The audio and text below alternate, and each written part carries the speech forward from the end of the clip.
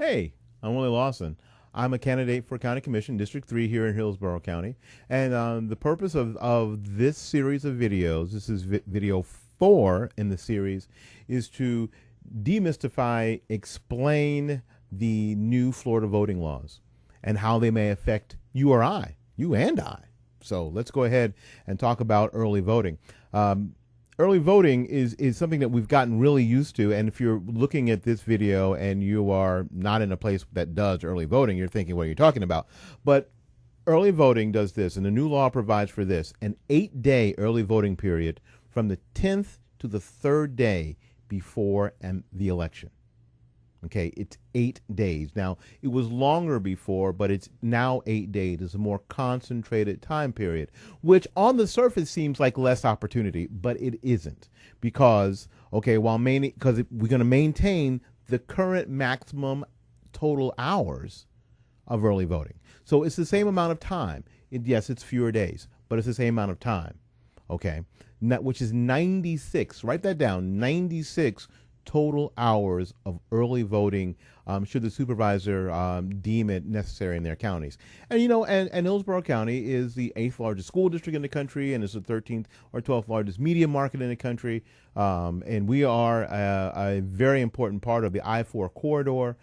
So it is my guess, although I cannot tell you for sure, that we will indeed have our maximum 96 hours of early voting. I again can't tell you that for sure, but I'm pretty confident that that would be the fact. So don't feel like you're getting time taken away from you. You're actually not. And I'll tell you about early voting hours. Early voting hours, okay, require early voting at each site to be open for a minimum of 6 hours, okay, and a maximum of 12 hours a day. Okay, so there may be sites that may be open from 6 a.m. to 6 p.m. There may be sites that may be open from 9 a.m. to 9 p.m. Okay, we're really trying to make early voting as convenient as possible, quite frankly, without having it drag on. Because we really want as many people to participate as possible. The only way that we can have consensus and we can really feel like we've chosen our leadership or had a voice in that is that we have maximum participation. So even in early voting, we want to sort of make that time period a little bit more intense. It's the same amount of hours, though. Please understand, it's fewer days, yes, but it's the exact same amount of hours. Okay, so so frankly, you may end up in an early voting area that you couldn't get there before because they closed before you got there. Now they may be open. Or they weren't open before you had to go to work, and then they were closed before you got home. But now, because of the concentrated period, a lot more early voting places will be open longer. You are actually getting more time, and it's going to be more convenient for you to participate. And you can also always go to the Supervisor of Elections office downtown here in Tampa and out on Falkenberg Road to early vote.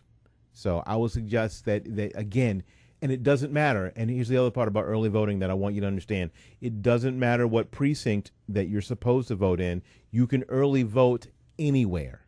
In any of the early voting places, you can vote. If your precinct doesn't have an early voting station, you can go to any early voting station in the county. Okay, and I don't think people know that. I think people are looking for early voting stations that are in their district. If they don't have one, they feel like they're being left out. But it's important that you understand this. You can go to any early voting place in the whole county. That's just for early voting now. That's not for regular voting on election day. But before election day, during that 8-day period, those 96 hours where early voting stations are open, you may vote at any of them, regardless of where you live. Okay, and as far as reporting goes, this is, again, more behind-the-scenes stuff. It requires the Supervisor of Elections to report both the address and the hours for each early voting site to the Department of State no later than 30 days before the election. So that information will be out in plenty of time. Hopefully it'll be out. And you know what we're going to do here? We're going to go ahead, and when we get that information, we're going to share that information with you. Okay, so that way you know. All right, there it is. There it is in a nutshell. Everything you needed to know, even stuff you didn't need to know about early voting. Again, my name is Willie Lawson. I'm a candidate for County Commission District 3. If you want more information about my campaign, just go to www.votelawson2012.com. That's www.votelawson2012.com. The next video is going to be what happens on election dates and then post-election. So we'll be back in a little bit with the final video, video 5. Thank you so much for your kind attention.